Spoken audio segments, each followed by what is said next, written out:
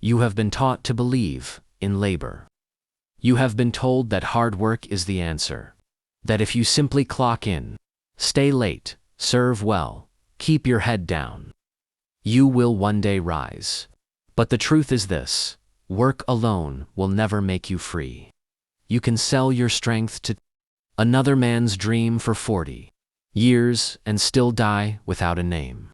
You can give your finest decades to a factory, to a company, to an office, and still retire into scarcity, watching the calendar and the checkbook with equal fear. I do not speak against work. I speak against misplaced loyalty. The man who works without thought is no better than a machine. The man who works without purpose is no freer than a mule. And the man who works without ownership is still a servant, no matter how large the paycheck appears. Let me teach you the difference between labor and wealth. Labor is the effort of the body. Wealth is the command of thought. Most men sell their hours for another man's vision, because they never understood this law. Money obeys thought, not time. A man can spend his entire life in toil and be passed by the thinker who dared to build a system. One man digs a hole. The other sells the shovel. Who do you think gets rich? The poor man always points to effort. He says, "I worked hard. I showed up every day," but he does not realize that the reward never goes to the one who merely shows up. It goes to the one who builds leverage. The man who, through definite thought, creates something that works without him. Andrew Carnegie worked once and profited forever. He did not simply swing hammers in a steel mill. He designed an empire. He built a system of processes, men, and materials that multiplied while he slept. He used his mind to organize men with skill and vision. And from that moment forward, his ideas earned more than any single day of labor ever could. That is the secret the worker never learns. The mind is the only true factory of fortune. Yet you have been trained differently. From youth, you were taught to associate hours with income, to believe that your value is based on how much time you give. But time is a poor man's currency. Every hour spent working for someone else is an hour of your life lost forever. And every hour you spend building systems, wealth, and leverage is an hour that multiplies while you sleep. This is the law. This is the awakening. Work alone will never make you free, but thought applied, purpose executed, and systems built will. You were told to wait. Wait until your 60s. Work while you're young. Save a little here. Sacrifice today so you can enjoy tomorrow. And when tomorrow comes, you're tired. You're broke. And your freedom is nothing but a memory you never lived. Retirement is the lie they gave slaves so they wouldn't revolt. The truth they never told you is this: you are not saving for freedom. You are saving to delay collapse. The whole structure was built on the assumption that you would obey long enough to become too weak to question it. They gave you just enough security to keep you from running, just enough hope to keep you from asking, and just enough fear to keep you working. I say this without apology. The man who waits until 65 to begin living was never alive to begin with. You think retirement is a reward? It is a leash. They call it a pension. I call it permission to survive. You were never supposed to reach your final years with dread in your chest and a calculator in your hand. That is not freedom. That is a sentence. And the only crime you committed was trusting a system that was never built to set you free. Let me show you how wealth works. Not the fantasy, but the formula. True wealth is not saved. It is not rationed. It is not handed out at the end like a prize for obedience. True wealth is built through value. It is the byproduct of thought, decision, and the courage to step off the assembly line. Look at Henry Ford, He didn't save his way into millions. He didn't work for someone else until he was 65. He created something that multiplied without him. He built systems. He saw opportunity where others only saw jobs. And because of that, his wealth worked while he slept. That is the difference between the man who builds and the man who waits. The builder lives now. The waiter dies hoping. You were taught that delayed gratification is the key to success. But the truth is that delayed vision is death. If your entire life is built around a reward that only comes when you're too tired to enjoy it, you were deceived. Most men never make it to retirement. They die before they ever escape the wheel. And the few who do arrive with a body that's weak, a wallet that's light, and a soul that's forgotten what it meant to move with purpose. It doesn't have to be this way, but only if you're willing to break the lie today. Affirm now. I do not wait for freedom. I build it now. I reject the retirement trap. My wealth begins today.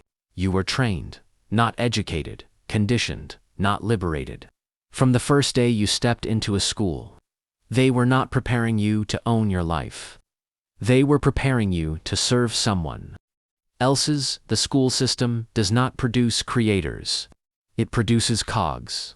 Think carefully. What did they teach you? Sit down. Be quiet, memorize, repeat, obey. Raise your hand for permission to speak. Wait your turn. Learn the rules. Follow instructions. Stay in line. Now ask yourself, how many of those lessons do you see in the life of the rich? None, because no man ever became free by obeying everyone else's commands. The men who rose, Carnegie, Edison, Ford, they broke the line.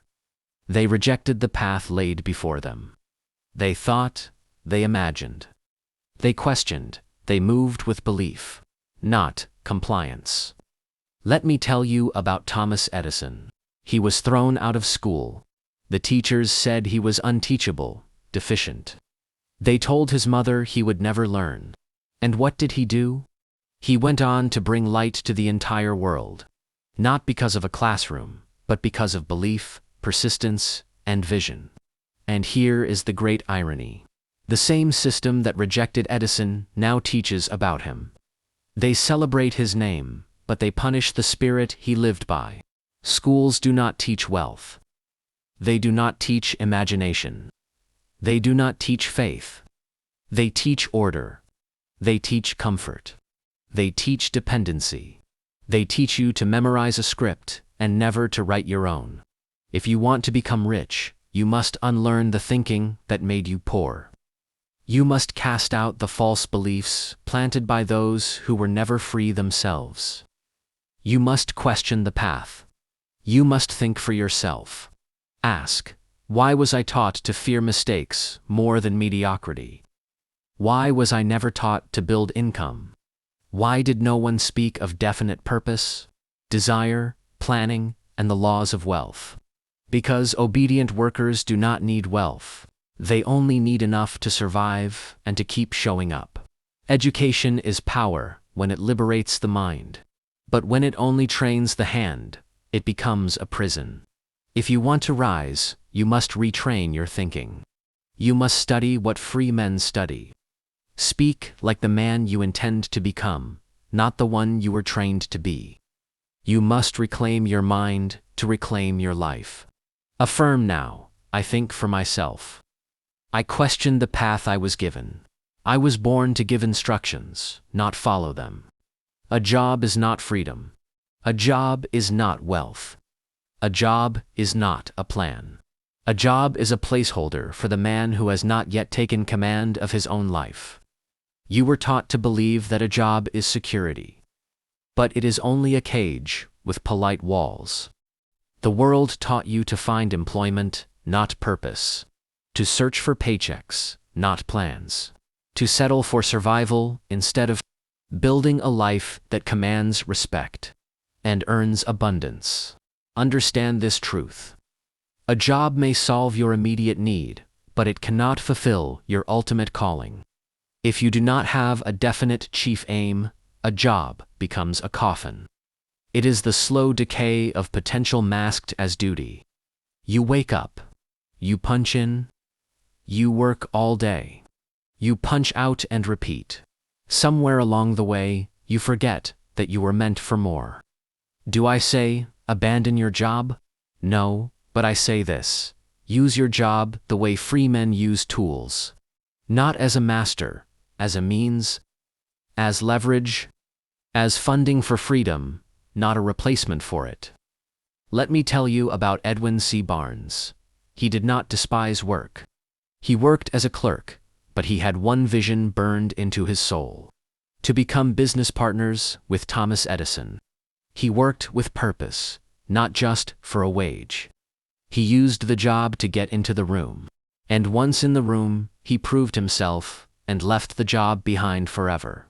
This is how wealth is built, not through years of repetition, but through intention, definiteness, and strategy. The tragedy of modern man is not that he works hard. It is that he works hard without direction, without purpose, without ownership. And so he becomes a slave, not because of chains, but because of habit. A job is only noble when it funds your freedom. If you are still working to stay alive, you are not yet free. If you are still hoping for a raise, instead of building income streams, you are not yet free. If your days are consumed with tasks, that builds someone else's dream and leave yours dormant. You are not yet free, but you can be. The door is open. Stop kneeling before the illusion of security. Stand for ownership. Do not live renting your time. Own your days. Command your income. Use your job. Don't let it use you. Affirm, my job is not my identity. It is my tool. I use it to build freedom. The world chases money. They scramble for crumbs. They trade hours for coins and sell their birthright for wages. You must understand what they do not. The laws that create wealth are spiritual before they are material. You cannot rise until you rise in mind. You cannot earn until you believe you are worthy. You cannot command until you obey the laws that govern riches. Not the laws written by men, but those written into the very structure of the universe. There is a divine law behind every fortune. Break it, and the money will break you. Money comes from alignment. Align thought with belief. Belief with words, words with action, and action with plan. This is law. This is order. This is power. Look at the lives of the wealthy. Not those born into it, but those who built it. Rockefeller tithed not out of superstition, but principle. He honored divine law. He believed money was a stewardship. He structured his empire not just on business, but on internal discipline. Andrew Carnegie surrounded himself with minds greater than his own.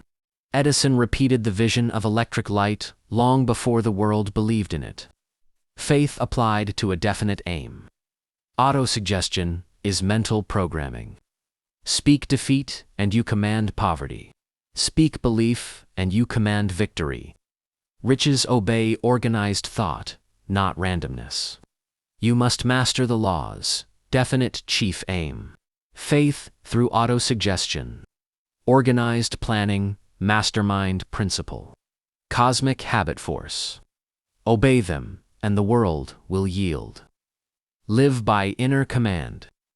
Rise before the world rises. Speak your aim aloud. Review your plan. Build rhythm into every hour. Riches are the reward of obedience to law. If you would understand slavery, stop looking at chains and start looking at habits. No man wears shackles on his wrists anymore. He wears them in his routines. Slavery today is enforced by familiarity, repetition, rhythm gone wrong. You rise, eat, labor, rest, and call it life. But is it your life? Or is it the life designed for you by other men who profit from your blindness? The modern slave is bound by a cycle. Unless interrupted, it will carry him to the grave with nothing to show but obedience and exhaustion. The chains are in your habits. What time do you wake? What thought enters your mind before the world speaks? Do you begin your day with instruction or with chaos? Habits shape your destiny. A man who controls his habits commands his life. A man who obeys others' routines obeys his own slavery. If you rise early, read, plan, meditate, exercise, and act with purpose, you break the cycle. You build freedom in every hour. Your thoughts, words, and actions repeated daily create leverage that compounds. The man who refuses to serve eventually becomes the man who commands. And command begins with the mind. Align your habits with your vision. Obey your own laws. Break the chains of routine. Build systems that work without you. Speak aloud your goals, plan, execute. Repeat, build rhythm. Wealth and freedom are the byproducts. Your life, your rules. Own it now. Affirm, I am the master of my habits. I build systems that serve me. I command my life. I refuse slavery.